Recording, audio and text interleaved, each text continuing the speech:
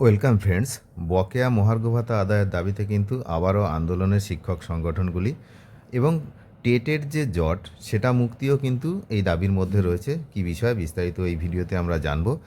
আগামী 30শে জুলাই দুপুর 2টো নাগাদ সুবোধ মল্লিক স্কোয়ার থেকে মিছিল কিন্তু রানী রাসমণি অ্যাভিনিউ পর্যন্ত করবে, এমনটাই কিন্তু জানা যাচ্ছে। আগামী 30শে জুলাই কি বিষয় না, 2026 সালের বিধানসভা নির্বাচনে কার্যত নির্ণায়ক ভূমিকা নিয়েছিল কিন্তু শিক্ষক ও শিক্ষাকর্মীদের বকেয়া মহার্ঘ ভাতা, যা পঞ্চম বেতন কমিশনের আওতাধীন।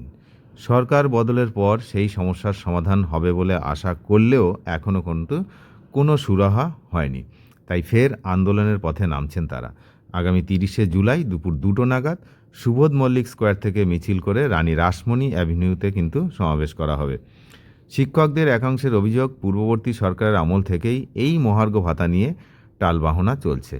সুপ্রিম কোর্ট বকেয়া মহার্ঘ ভাতা দেওয়ার যে রায় সেটা দিয়েছে, কিন্তু শেষ পর্যন্ত শিক্ষকরা তা আদৌ পাবেন কি না তা নিয়ে ধোঁয়াশা ছিল।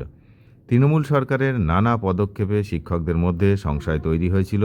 তার প্রতিবাদে গত 13ই মার্চ ধর্মঘটে সামিল হন শিক্ষকদের একাংশ। তারপরই বিকাশ ভবন সূত্রে পাওয়া খবর, রাজ্য অর্থ দপ্তরের তরফে একটি নির্দেশিকা জানানো হয়েছিল সংশ্লিষ্ট দপ্তরে, যে স্থির করবে সংশ্লিষ্ট দপ্তর কোন পদ্ধতিতে বকেয়া মহার্ঘ ভাতা দেওয়া হবে। গত 1 এপ্রিল নবান্নে একটি বৈঠক হয়। তারপর নবান্ন ও বিকাশ ভবনের মধ্যে চলেছে চিঠি আদান প্রদান, কিন্তু জট কাটেনি। বিকাশ ভবন থেকে ভাতা সংক্রান্ত ফাইল নবান্নে পাঠানো হয়েছিল বলে জানা গিয়েছে। গত এপ্রিলে সুপ্রিম কোর্টে তৎকালীন রাজ্য সরকার যে 62 পাতা স্ট্যাটাস রিপোর্ট দিয়েছিল তা নিয়েও নানা বিতর্ক তৈরি হয়েছিল। রাজ্য সরকার 62 পাতার যে স্ট্যাটাস যে দিয়েছিল জমা, আপনারা জানেন, তার মধ্যে সুকৌশলে গ্র্যান্ট ইন এইডের কথা বাদ দিয়েছিল কিন্তু, এমনটা দাবি করেছেন শিক্ষকরা এবং দিয়েছিল, আমরা জানি সবাই। শিক্ষকদের আশা তারা কি না, বিজেপি সরকার গঠনের পরেই কিন্তু মহার্ঘ ভাতা দেওয়ার ঘোষণা করা হবে, এই আশা তারা করে রেখেছিলেন। কিন্তু কোনো বার্তা না পাওয়ায় ফের তারা পথে নামছেন।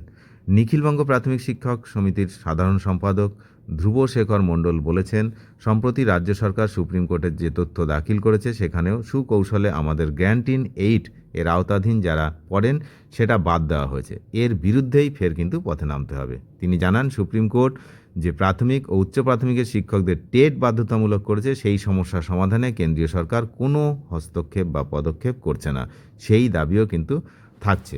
সুতরাং আগামী 30শে জুলাই রাজপথে নেমেই এর প্রতিবাদ হবে, এমনটাই কিন্তু তারা জানিয়েছেন। আমরা নজর রাখছি, আপনারা নজর রাখুন। চ্যানেলে যারা নতুন তারা নিয়মিত আপডেট পেতে অবশ্যই চ্যানেলটিকে সাবস্ক্রাইব করে সঙ্গে থাকবেন। ধন্যবাদ।